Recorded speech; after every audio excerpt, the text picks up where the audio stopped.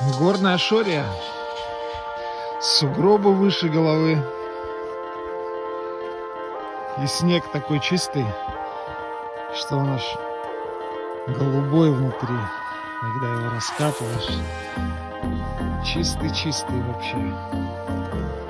И даже когда тает, он остается белым, не чернеет, в отличие от городского.